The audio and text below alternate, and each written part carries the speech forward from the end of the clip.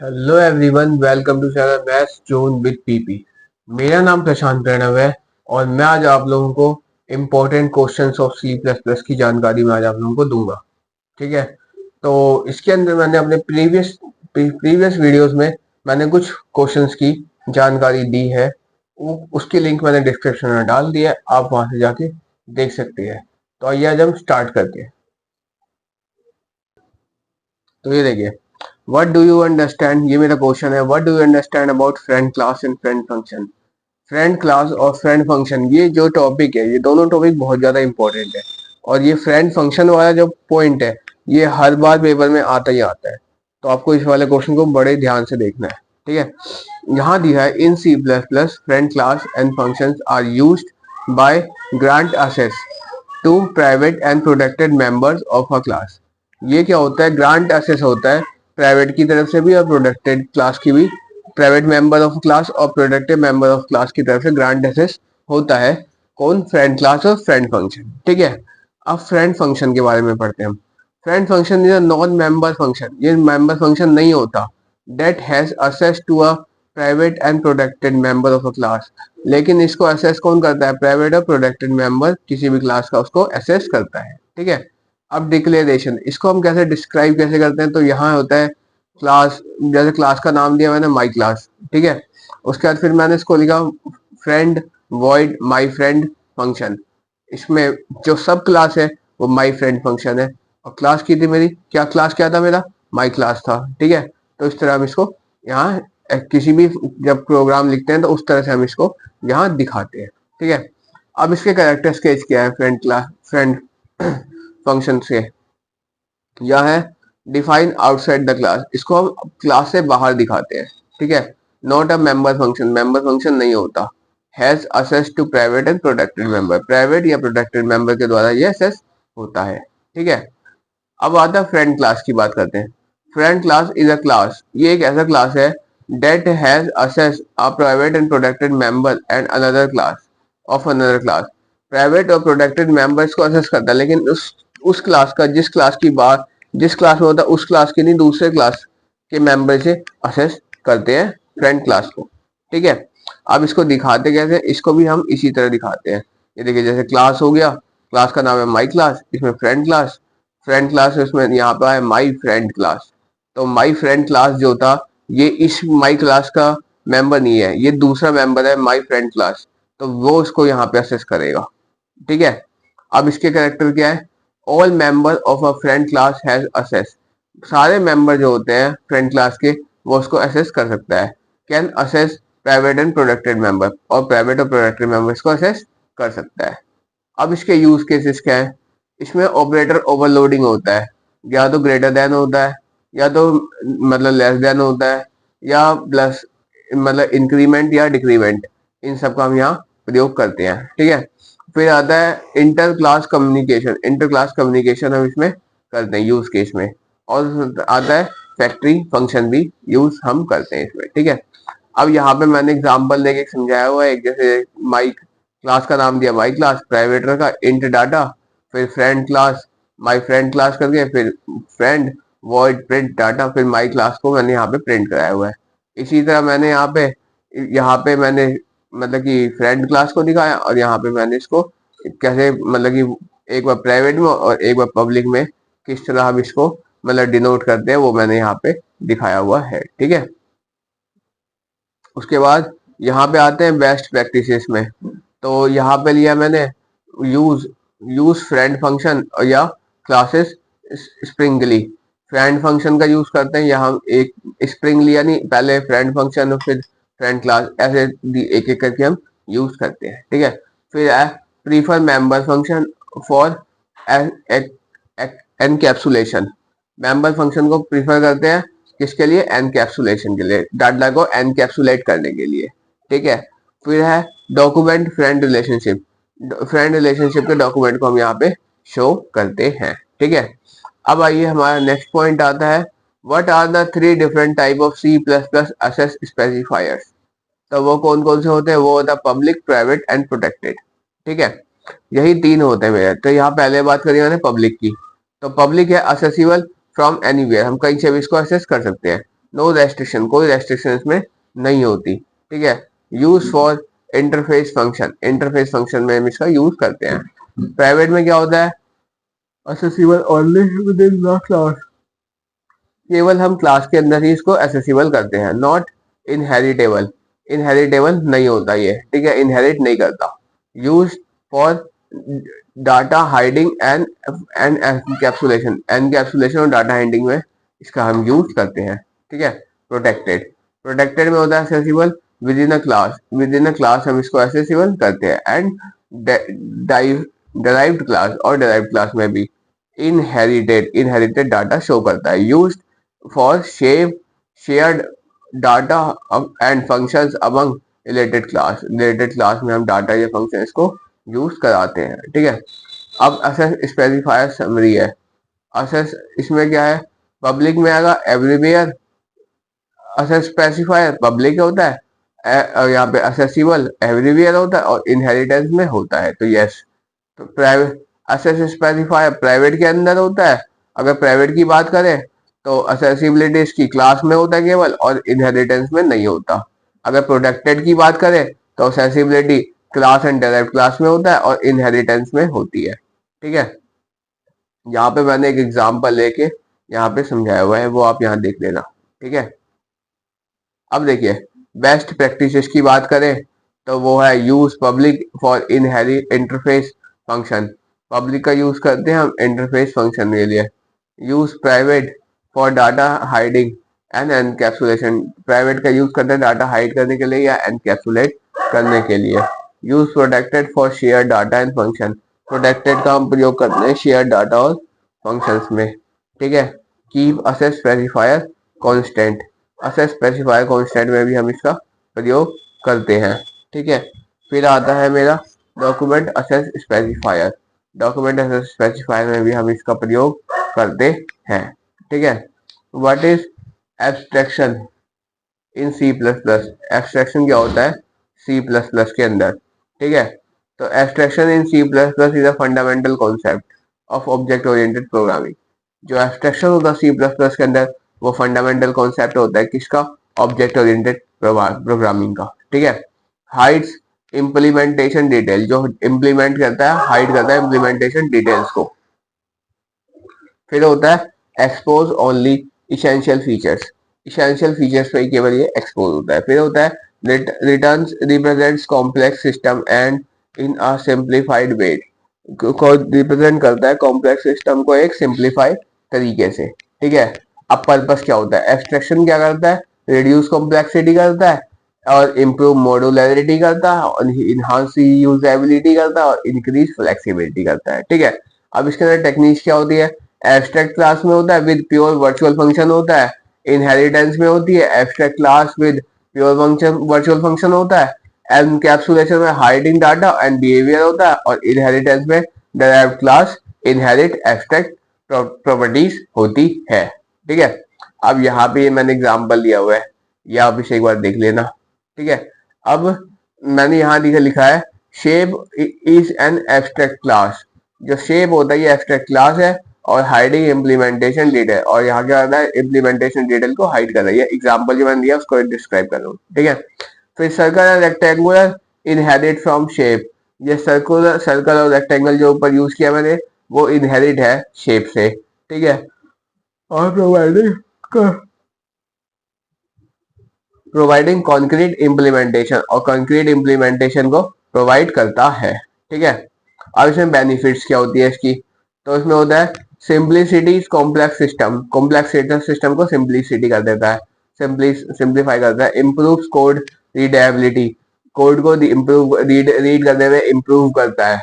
Enhance maintainability, maintainability को enhance करता है, और सपोर्ट पॉलीमॉर्फिज्म, पॉलीमॉर्फिज्म को भी ये सपोर्ट करता है, ठीक है। अब अगला आता है रियल वर्ल्ड एनालॉजिस, तो इसमें आता है कार गियर बॉक्स आता है जैसे, ठीक है। तो उसमें क्या होता है हाइडिंग इंटरनल मैकेनिक्स होता है, और जैसे स्मार्टफोन्स इंटरफेस वगैरह में हम यूज करते हैं तो उसमें क्या होता है हाइडिंग इंटरनल कॉम्प्लेक्सिटीज होती है, और जैसे ब्रेकिंग सिस्टम में हम प्रयोग करते हैं तो इसमें होता है हाइडिंग ट्रांजेक्शन डिटेल्स होता है, ठीक है। अब बेस्ट प्रैक्टिसेस में आता है आइडेंटिफाई essential features, फिर है hide implementation detail for abstract class, for use abstract class and inheritance और keep abstraction level consistent। ठीक है, तो ये होता है। अब अगला आता है एब्स्ट्रैक्ट क्लास क्या है और उसका प्रयोग हम कहाँ कहाँ करते हैं। तो एब्स्ट्रैक्ट क्लास मैंने लिखा है सी प्लस प्लस का एक क्लास है। ठीक है, abstract class in C plus plus is a class that can not be initialize, जिसको आप इनिशियलाइज नहीं कर सकते। ऑब्जेक्ट कैन नॉट क्रिएट, जिसमें कि आप ऑब्जेक्ट को क्रिएट नहीं कर सकते। ठीक है, इनिशियलाइज मतलब ऑब्जेक्ट आप खुद नहीं बना सकते एब्स्ट्रैक्ट क्लास के अंदर। Has at least one virtual function, ठीक है, कम से कम एक वर्चुअल फंक्शन होना चाहिए। और जैसे नहीं दे रखा तो बाय डिफॉल्ट आप जीरोस को मान सकते हैं। ठीक है, can have both pure virtual and non pure virtual function, इसके अंदर दोनों ही होता है, प्योर वर्चुअल फंक्शन भी होता है और नॉन प्योर वर्चुअल फंक्शन भी होता है। कैन हैव डाटा मेंबर्स, इसके अंदर डाटा मेंबर्स भी होते हैं। ठीक है, अब इसकी पर्पसेस क्या है। डिफाइन इंटरफेस और अ ब्लूप्रिंट, इंटरफेस या ब्लूप्रिंट को ये डिफाइन करता है। Provide a base class for inheritance, base class को इनहेरिट करता है। ठीक है, encapsulate common attributes and method, encapsulate करता है कॉमन एट्रीब्यूट और मेथड को। Ensure that certain functions are implemented by derived class, ensure करता है सिंपल सर्टेन फंक्शंस को इम्प्लीमेंट करता है डिराइव्ड क्लास में। ठीक है, अब कैरेक्टर स्केच में आते हैं। Can not be initialize installation directly और कैन बी इनहेरिटेड फ्रॉम और कैन बी कॉन्ट्रैक्टर और डी कंस्ट्रक्टर, कंस्ट्रक्टर भी होता है उसमें, डी कंस्ट्रक्टर भी होता है। ठीक है, अब आता है can have static member, static member भी इसके अंदर पाया जाता है। ठीक है, अब देखिए ये इसका एग्जांपल है। अब यहाँ अगला क्वेश्चन था when it use abstract class, abstract class का हम कहाँ यूज करते हैं। तो है when you want to define the interface without implementation, define करते हैं इंटरफेस को विदाउट इम्प्लीमेंटेशन के। ठीक है, to provide a base class for multiple derived class, provide करते हैं बेस क्लास को जिसमें मल्टीपल डिराइव्ड क्लास होती है। To encapsulate common attribute and method, जो एनकैप्सुलेट करता है कॉमन एट्रीब्यूट और मेथड को। To ensure that certain functions and are implemented by derived class, और मतलब टू एंश्योर कर देता है सर्टेन फंक्शन को इम्प्लीमेंट करता है बाय डिराइव्ड क्लास में। ठीक है, अब इसकी बेनिफिट्स क्या है। बेनिफिट्स है यही, एनकरेजियस कोड रिसोर्स होता है, रीयूज होता है, इम्प्रूव मॉड्यूलरिटी होता है, इनहांस फ्लेक्सिबिलिटी होता है, सपोर्ट पॉलीमॉर्फिज्म्स होता है। अब बेस्ट प्रैक्टिसेस की बात करें तो इसके अंदर यूज करता है use abstract class to define interface, abstract class को डिफाइन करता है, इस्तेमाल करता है इंटरफेस को डिफाइन करने के लिए। Use pure virtual function to ensure implementation, pure virtual function का यूज करके इम्प्योर मतलब कि एंश्योर करता है इम्प्लीमेंटेशन को। Use non pure virtual function for default implementation, non pure virtual function को डिफॉल्ट इम्प्लीमेंटेशन में यूज करता है। और document abstract class are their purpose, और डॉक्यूमेंट एब्स्ट्रैक्ट क्लास जो होता है ये इनके पर्पसेस होते हैं। ठीक है, what do you understand about static member and static member function, static member या स्टैटिक मेंबर फंक्शन से आप क्या समझते हैं। तो स्टैटिक मेंबर से हम ये समझते हैं share data among all objects of a class, share data का मतलब कि सारे ऑब्जेक्ट के ऑफ अ क्लास शेयर करता है। ठीक है, preserve data between function calls, preserve करता है डाटा को बिटवीन फंक्शन कॉल्स में। और assess class data without creating an object, assess data class करता है विदाउट क्रिएटिंग, कोई भी ऑब्जेक्ट बिना क्रिएट किए। ठीक है, आप कैरेक्टर स्केच में करते हैं shared all by all objects of a class, share करता है सभी ऑब्जेक्ट ऑफ अ क्लास को। ठीक है, stored in a data segment, data segment में इसको स्टोर करता है। इनिशियलाइज ओनली वंस, एक बार ही केवल इनिशियलाइज करता है। Accessible using class name, class name में इसको असेसिबल करता है और ऑब्जेक्ट और ऑब्जेक्ट्स में भी। ठीक है, अब अगला आता है static member function. Static member function क्या होता है। तो ये होता है बिलोंग टू द क्लास, ये क्लास से बिलोंग करता है लेकिन नॉट ऑब्जेक्ट, लेकिन ऑब्जेक्ट से बिलोंग नहीं करता। ठीक, can accessible only static members, static member को केवल असेसिबल करता है, असेस करता है, ठीक है। अब अगला है can be called using class name और एन ऑब्जेक्ट, और ये केवल क्लास नेम में कहा जाता है, पाया जाता है और ऑब्जेक्ट में ही पाया जाता है, ठीक है। मतलब बुलावा तो उसका क्लास नेम में होता है, लेकिन ये पाया कहाँ जाता है, ऑब्जेक्ट में पाया जाता है, ठीक है। अब इसके अगर एड्रेस केज है नॉट दिस पॉइंटर, ये पॉइंटर नहीं होता। Non access to non static member, इसका कोई एसेस नहीं होता नॉन स्टैटिक मेंबर्स में। Can be used as utility function, utility function में इसका हम प्रयोग करते हैं, ठीक है। जैसे ये इसके एग्जाम्पल्स है, मैंने यहाँ दिखाया गया, ठीक है। अब देखिए यूज केस में है यहाँ पे counting object created, object create को काउंट करता है। Sharing data among objects, data को शेयर करता है अमंग ऑब्जेक्ट्स में, ठीक है। Providing utility function, utility function को प्रोवाइड करता है ये, ठीक है। इम्प्लीमेंटिंग सिगमेंटन पैटर्न और सिंगलेंटन, सिंगलेंटन पैटर्न को इम्प्लीमेंट करता है ये, ठीक है। अब इसकी बेनिफिट्स क्या है, बेनिफिट्स है मोर इफिशियंसी, ज्यादा इफिशियंसी होती है इसकी। इम्प्रूव परफॉर्मेंस, परफॉर्मेंस को इम्प्रूव करता है। सिंप्लीफाइड कोड, सिंप्लीफाई कोड को सिंप्लीफाई करता है, ठीक है। अब बेस्ट प्रैक्टिसेस में क्या है, use static member for share data, data को शेयर करता है स्टैटिक मेंबर के अंदर। Use static member member function for utility functions, static member functions को यूटिलिटी फंक्शंस में प्रोवाइड करता है। अवॉइड यूजिंग स्टैटिक मेंबर और म्यूचुअल डाटा, अवॉइड करता है static member for mutual data में, ठीक है। Document static member and function, document static और मेंबर फंक्शन में इसको यूज करता है, ठीक है। अब अगला है what is C plus plus OOPs concept, C plus plus में ऊप्स का क्या रोल है। अब है what is C plus plus OOPs concept, C plus plus में ऊप्स का क्या कॉन्सेप्ट है, ठीक है। तो यहाँ पे object oriented programming system concept is a fundamental principle that enables developers to write reusable, ठीक है, मॉड्यूलर एंड मेंटेनेबल कोड। उसके बाद क्या होता है कि उस provide object oriented programming system, ठीक है। तो उसमें क्या होता है, इसका रीयूजेबल होता है, मॉड्यूलर होता है और मेंटेनेंस कोड इसके अंदर पाया जाता है, ठीक है। अब यहाँ पे है मेन ऊप्स कॉन्सेप्ट, ठीक है। तो उसके मेन कॉन्सेप्ट क्या होता है, तो यहाँ होता है एनकैप्सुलेशन, एनकैप्सुलेट करता है ये, यानी hiding data behaviour with in the class, data को हाइडिंग करता है बिहेवियर को क्लास के अंदर। फिर आता है एब्स्ट्रैक्शन होता है ये, फिर आता है इनहेरिटेंस होता है, इसका मेन कॉन्सेप्ट जो होता है, पॉलीमॉर्फिज्म्स होता है और कंपोजिशंस इसके अंदर होता है, ठीक है। अब की फीचर्स की बात करें तो इसके अंदर आते क्लासेस आते हैं, ऑब्जेक्ट्स आता है, मेथड्स आता है, एट्रीब्यूट्स आता है और इनहेरिटेंस के अंदर आता है, ठीक है। और बेनिफिट्स की बात करें तो कोड यूजेबिलिटी होता है ये, ठीक है, मॉड्यूलैरिटी होता है, इजियर मेंटेनेंस होता है, इम्प्रूव रीडेबिलिटी होता है, ठीक है। अब है C plus plus OOPs concept in details, ठीक है। तो इसमें आता है, पहले आता है क्लास आता है, क्लास जो होता है ब्लूप्रिंट होता है ऑब्जेक्ट का, और फिर ऑब्जेक्ट आता है, वो आता है इनहेरिटेंस ऑफ अ क्लास होता है। फिर आता है कंस्ट्रक्टर आता है जो इनिशियलाइज करता है ऑब्जेक्ट को। डीकंस्ट्रक्टर आता है क्लीन सब करता है रिसोर्स को। इनहेरिटेंस के अंदर क्या आता है, डेराइव्ड क्लासेस इनहेरिट प्रॉपर्टीज में आता है। फिर पॉलीमॉर्फिज्म्स में फंक्शंस ओवरराइडिंग एंड ओवरलोडिंग्स होते हैं। फिर इनकैप्सुलेशन में डाटा हाइडिंग एंड एब्स्ट्रैक्शन होता है। फिर एब्स्ट्रैक्शन में होता है इंटरफेस एंड इम्प्लीमेंटेशन, सेपरेशन होता है। और फिर कंपोजिशन में होता है ऑब्जेक्ट कंटामिनेंट, ठीक है।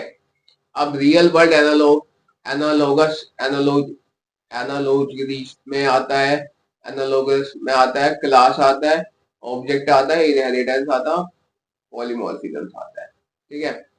उसके बाद बेस्ट प्रैक्टिसेस में इसमें लिया है मैंने keep classes simple and focused, classes क्या होती है इसकी, सिंपल होती है और फोकस्ड होती है, ठीक है। Use inheritance and polymorphism judiciously, inheritance और पॉलीमॉर्फिज्म को जुडिशियसली यूज करते हैं, ठीक है। Encapsulate data and behaviour, data and behaviour को एनकैप्सुलेट करते हैं, ठीक है। Follow solid principles, follow solid principles को फॉलो करते हैं, ठीक है। When the word return type use, अगला क्वेश्चन है कि वर्ड रिटर्न टाइप यूज हम कहाँ करते हैं, कब करते हैं। तो यहाँ है कि यहाँ लिखा है the word return type is used to indicate that a function. Word return type जो होता है इंडिकेट करता है फंक्शन को। Does not return any value, कोई वैल्यू को रिटर्न नहीं करता। परफॉर्म सम एक्शन और साइड इफेक्ट, और ये कोई एक्शन परफॉर्म नहीं करता, साइड इफेक्ट नहीं करता। ये परफॉर्म परफॉर्म करता है वो सम एक्शन और साइड इफेक्ट, ठीक है। डज नॉट प्रोवाइड आउटपुट, और आउटपुट प्रोवाइड नहीं करता ये, ठीक है। अब इसके यूज केसेस में आते हैं, जैसे प्रोसीजर्स होता है, या इनपुट आउटपुट ऑपरेशंस होता है, या इवन हैंडलिंग, इवेंट हैंडलिंग होता है, या यूटिलिटी फंक्शंस होते हैं, ठीक है। अब यहाँ मैंने कुछ एग्जांपल दिए हुए हैं, आप वो एक बार देख लेना, ठीक। अब यहाँ दे जैसे की पॉइंट जो मैंने लिया, void function can not B used in expression. Void function को हम कैन यूज नहीं करते एक्सप्रेशन में। Void function can not return return values using return. Void function में हम रिटर्न वैल्यूज के लिए रिटर्न यूज नहीं करते, RETURN रिटर्न यूज नहीं करते हम, ठीक है। Void function can use return to exit early. तो वॉइड फंक्शन में हम रिटर्न के लिए एग्जिट यूज करते हैं, टू एग्जिट, ठीक है। अब बेस्ट प्रैक्टिसेस में इसमें लिया हुआ है मैंने, do not void for functions that don't return value, कि इसकी कोई रिटर्न वैल्यू नहीं होती, ठीक है।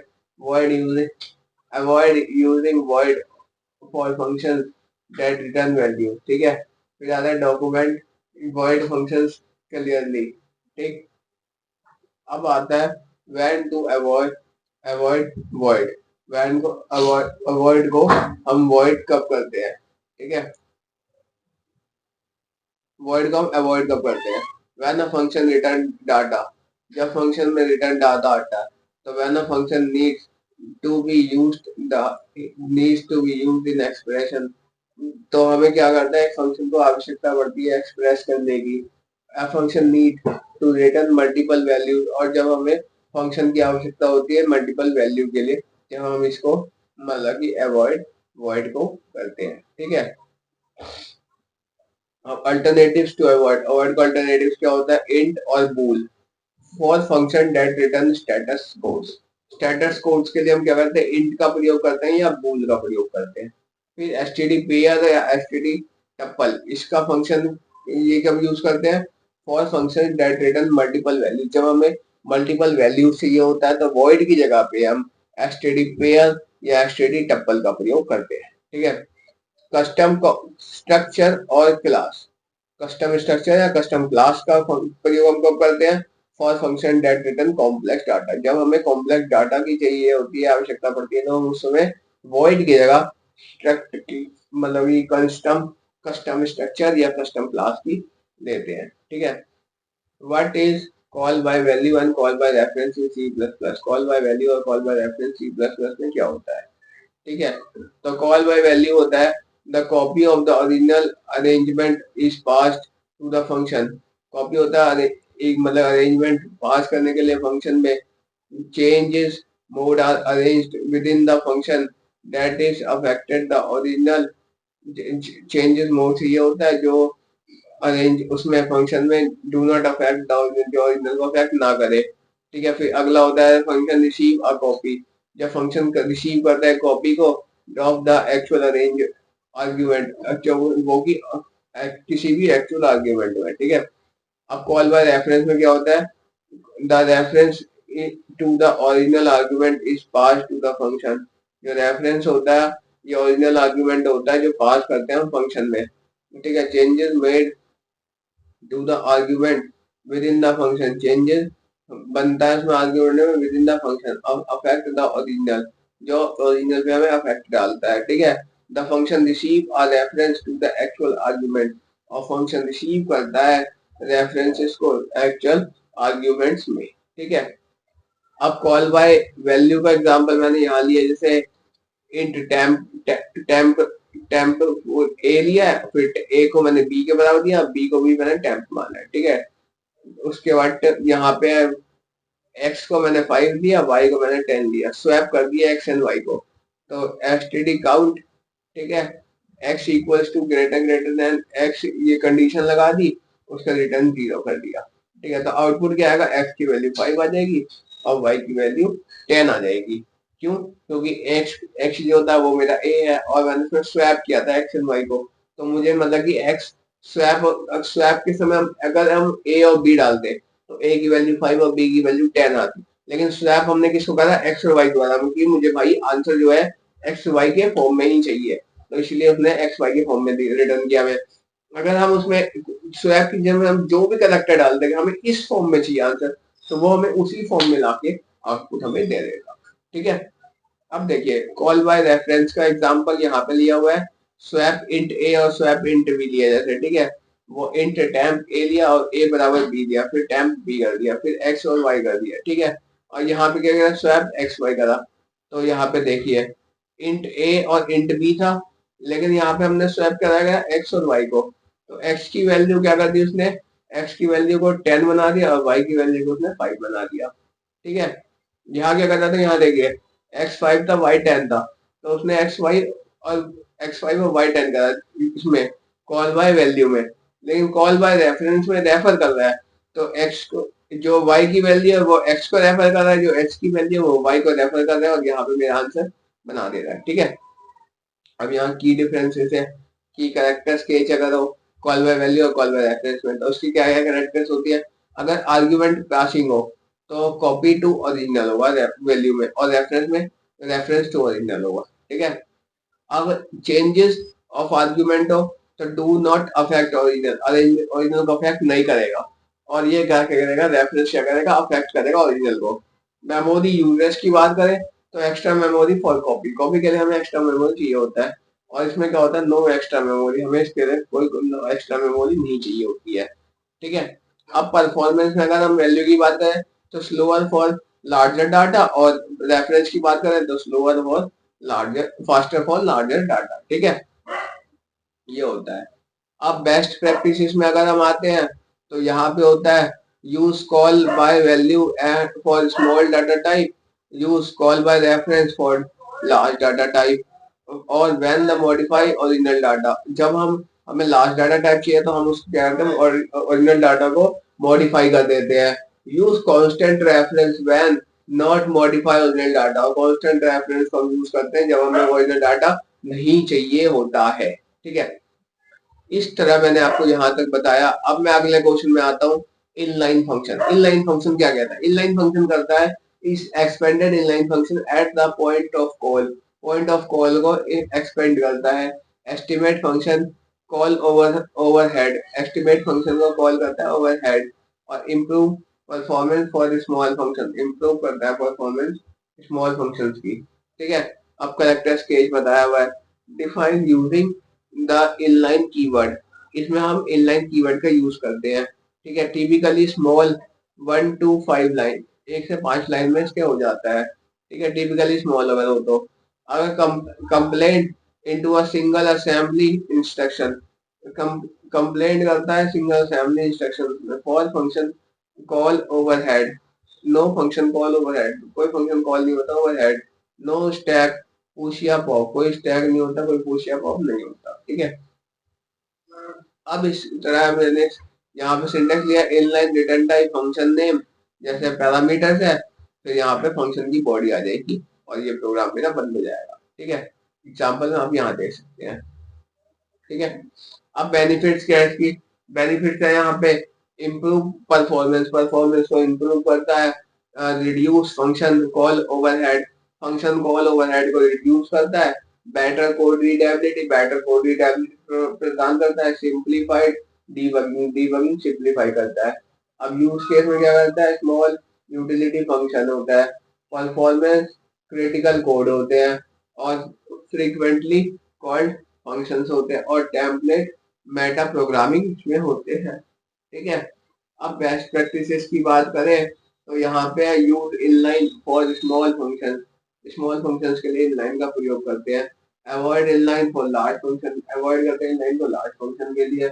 Use inline for performance critical code, inline का यूज करते हैं परफॉर्मेंस क्रिटिकल कोड में। Document inline function clearly, document inline function को हम क्लियरली देखते हैं। ठीक है, अब यहाँ पे मैंने कुछ इंपॉर्टेंट नोट्स लिखा हुआ है, इसे बहुत ध्यान में रखना है आपको।